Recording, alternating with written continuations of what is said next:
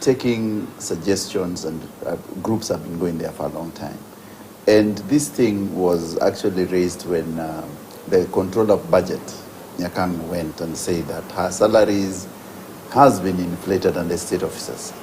The team, led by Kalonzo and the majority leader, Ishumwa, invited Energy Minister and other Treasury CS to come and explain why this is possible. And then the most interesting thing was the Treasury CS, the Energy CS chief saying that because of war in between Israel and Hamas, the cost of fuel will go up, and Kenyans might actually pay 300 shillings at the pump.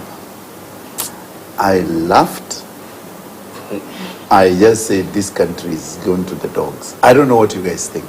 Well, you're already shaking your head. Just go ahead. Let it out. I can see it. It's in your head. Go ahead. Let it out. Let it out. We want to hear it. Go ahead.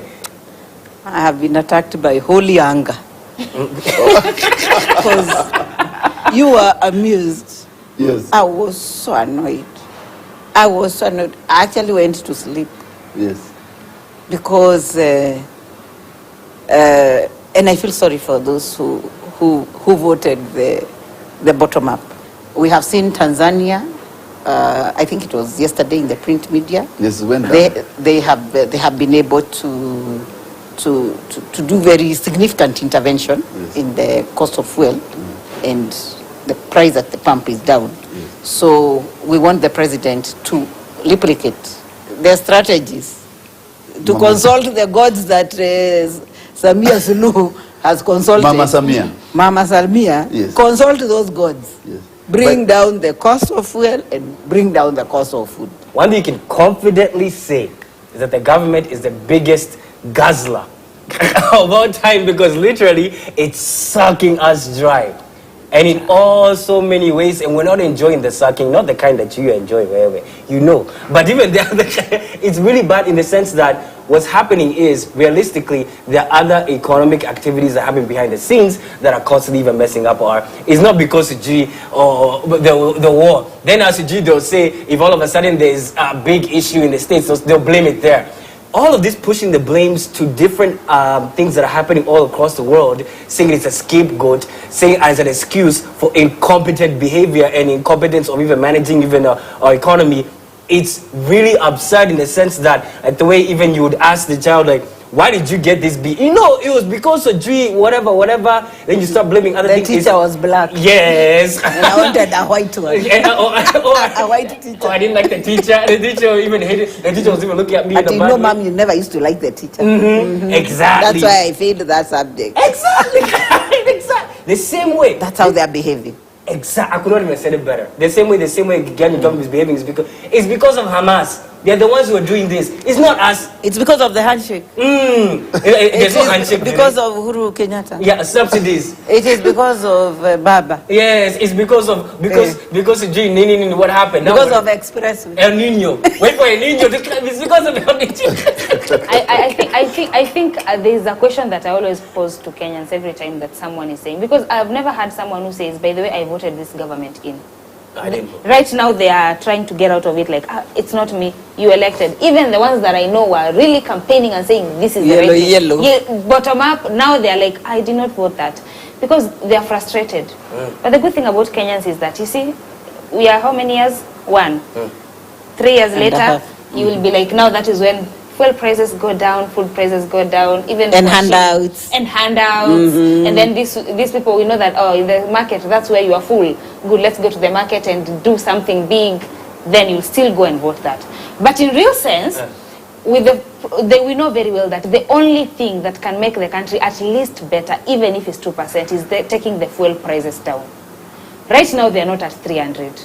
But we are anticipating them to go at 300. We can smell it. Now you're saying that if he speaks, he will say, no, it's not 300, it's going to be low. I doubt. I don't feel like he's going to talk about fuel. Okay, why do I feel like the conversation is going to frustrate you people more than you're frustrated right now? He's going to say the dollar is going to be 100. Remember, the other pronouncement he did. Okay, and then he'll tell you, that dollar, the printing of the dollar. We always have an excuse why we are making the mistakes. Like, the gas cylinder story. Yeah, the same. What do you think? No. You see, Where are we headed? What shocked me is that I respect CS Churchill, but I was wondering, they're in the same meeting with the Treasury CS at the same time. CS Churchill is saying that he read from an Economist article. The worldwide, this is how we know very well the oil routes. The Israeli-Hamas war globally has made the cost of oil to go down internationally, and every country, that's why Tanzania is lowering, because of that, and they're not part of it. We buy our oil from the mood ban. It is not affected. The cost of, and why I'm shocked, by the way, is because CS for Treasury, this week, the Treasury releases the central bank bulletin. There's a bulletin, an internal magazine. And I have a copy of it. They send it. And one of the reasons in that magazine, which the CES is overseeing, indicated that the cost of crude oil has gone down by $20 per barrel, from 100 to 80. It is there. So this man is telling us, yet even the internal organs in the central bank and Treasury says that the oil prices have gone down. Now, why are you reading articles, unverified articles as a CS Churchill, yet your internal economists are saying that the cost of crude oil is down? The world market is the same. You don't have your own oil. You see, and that's why M7 is saying that he will not be buying oil from Kenya because of this government-to-government deal which this government entered into. You see, we have what we call oil marketers who import oil on behalf of one unit and then it is distributed. Kenya's oil market is divided into local consumption and our export. Remember that we export our oil. It lands to the coast in Mombasa, and then we distribute to the East and Central Africa region. We distribute to Uganda, we distribute some to Rwanda, Burundi, South Sudan. And South Sudan. Now, we have messed our oil industry so much that we are even lying. The CS goes to a national platform and lies that he's read an article. Yet the central bank internal organ, that bulletin actually says that the cost of fuel has to go down because the dollar and the production and that the Israeli-Hamas war has brought it down. And you know, even you bring up